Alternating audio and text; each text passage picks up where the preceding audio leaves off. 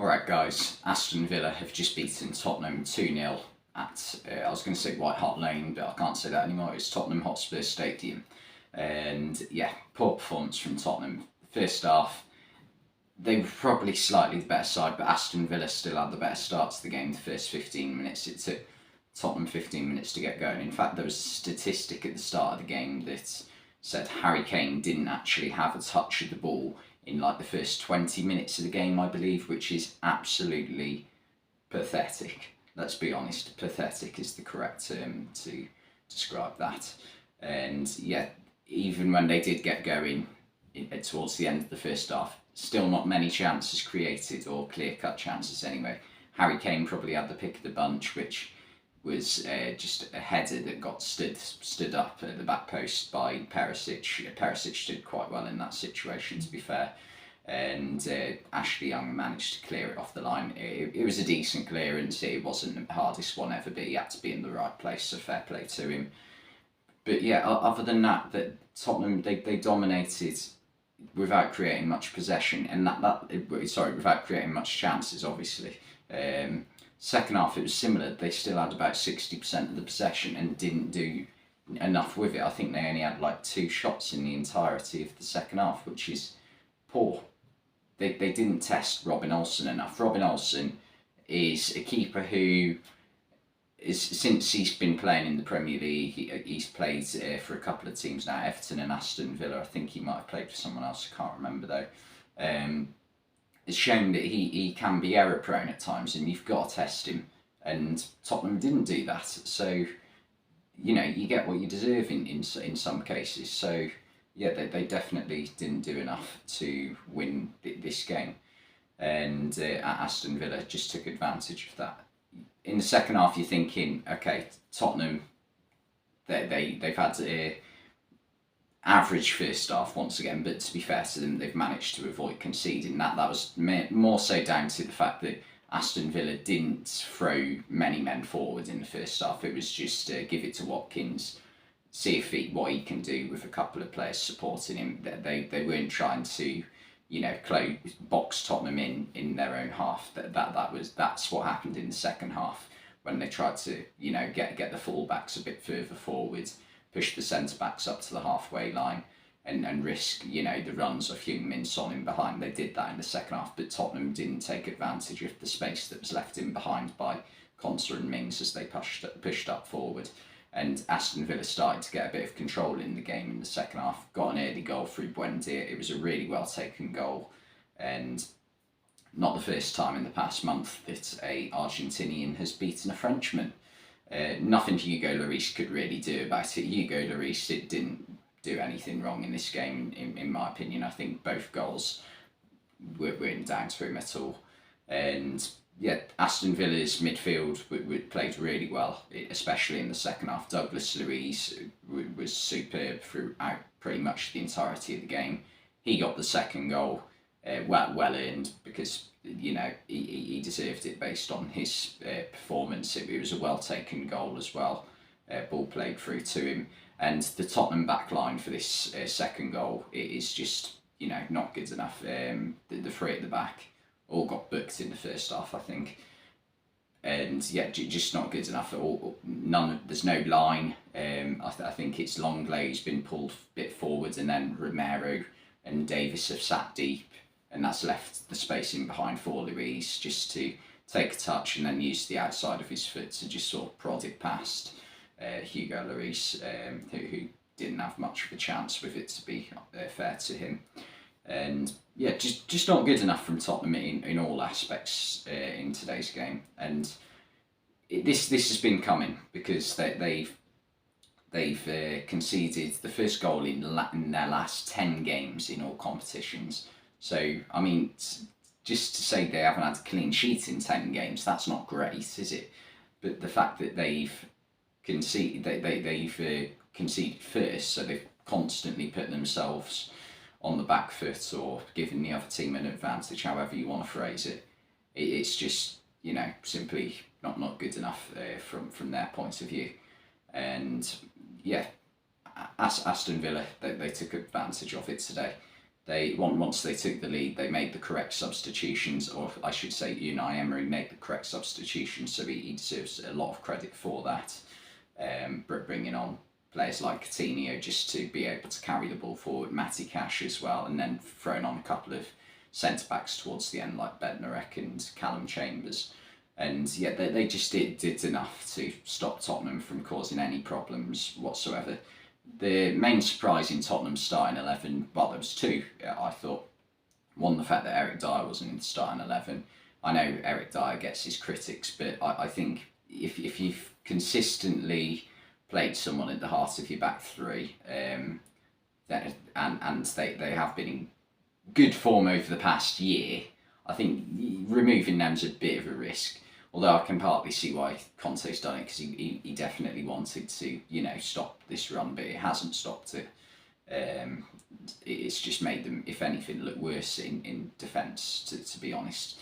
And also the other surprise was Bryan Hill starting, and I haven't seen him have a good game yet in a Tottenham shirt. To me, it just looks like he's playing in a league that isn't suited to him at all. He hasn't got the strength or power to just play in this league. He's not the quickest, he's not the strongest. It's just, he struggles to have an impact on games every time I watch him. And yeah, he seems to get a chance once every couple of months and isn't able to take it. So I think that might be a low-cost failed transfer for Tottenham, considering they signed him for 10 million about 18 months ago, I think. Or it might have been 20 million, I can't remember off the top of my head. But he's not done enough in the games he has played for Tottenham thus far. But yeah, the main thing is it just wasn't good enough from Tottenham, and I can't see any way right now that they managed to finish in the Champions League spots at the end of the season. I know there's a long way to go this season, but something needs to change. They definitely need a couple of signings this January if they want to have a successful ending to this season. And to be fair to them, and Daniel Levy, they managed to do that last season. Last season in January, it wasn't looking too good for them. They signed Kulusevski and Bentancur, and it turns things around for them. Obviously, Bentancur and Kulusevski are injured at the moment, and that's having a big impact on the way that Tottenham are playing, because they are crucial, in my opinion. And also the fact that Heung-min Son, it just nothing's going for him at the moment. But yeah, I think, to be honest, I want to focus more on Aston Villa because they were brilliant throughout the second half. Ollie Watkins is a player for me who I think gets far too much stick, because even though he's not a prolific goal scorer, he's not the most amazing finisher of all time. The work he does for the team up front is amazing, and definitely it gives Villa quite a few extra points a season. So yeah, he deserves a lot more credit in my opinion, Ollie Watkins. But yeah, we'll get on to some player ratings. So we'll start with Tottenham. I've given Hugo Lloris a 6 because I just don't think he did that much wrong. Made a couple of saves, didn't do too badly, wasn't at fault for either goal. And then the entirety of their back three I've given a 5 and I think that's been slightly generous, to be honest, because it was below average. I don't think any single one of them was horrendous, but as a collective they just weren't good enough. And then into the midfield I've given Doherty a 5. I just felt he could have maybe given a bit more cover with that first goal possibly for Buendia. And then Basuma a 5, again another player who I thought would be a brilliant signing for Tottenham this season, but it hasn't worked at all. It took time to embed him into the team, and ever since he has come into the team, with Bentancur injured at the moment, it just hasn't seemed to work at all. Højbjerg and Perisic have given 6s. I thought that they were probably Tottenham's two best players today, Perisic in particular. I thought in the first half he was the one who looked like creating something, and didn't really do too much wrong throughout the game. So I've given him a 6, and Højbjerg, similar situation for him. And then the front three I've given 5s all round. I think Bryan Hill, as I've said, just couldn't have any impact on the game, got substituted, didn't do a lot. Son is just having a shocking season so far.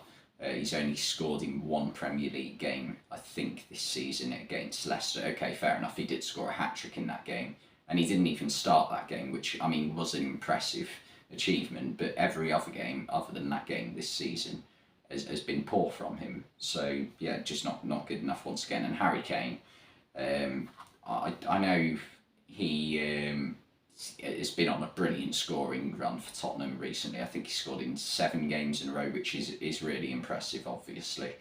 But in this game, I've got to rate it on this game alone. He wasn't good enough in this game. So I've given him a 5 as well. So pretty much it's 5s all round, except from a 6 for Lloris, Højbjerg and Perisic.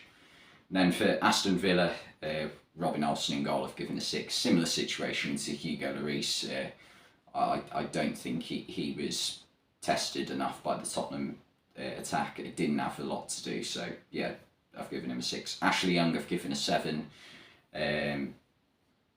Just a solid performance all round. Stopped Tottenham from scoring in their best opportunity in the first half, and had a solid all round game. So fair play to him at the age of like 37 or 38, I think he is this year. So yeah, that's impressive. And there was a statistic I heard before the game about the only time this fixture's been played on New Year's Day was 15 years ago in 2008, and Ashley Young, I think, scored the winner in that game, or he scored in that game anyway, which, I mean, is just mad. And the rest of the Aston Villa defence I've given 6s because, again, they just weren't troubled enough and didn't have an awful lot to do, so that's a 6 for Konsa, Mings and Digne, all solid, but didn't really get involved that much and didn't need to. Then midfielders, McGinn and Kamara have given 7s. That they were brilliant, especially in that second half, as I said, when they started to get on the ball a little bit. Worked hard in the first half as well. So yeah, again, solid all-round game.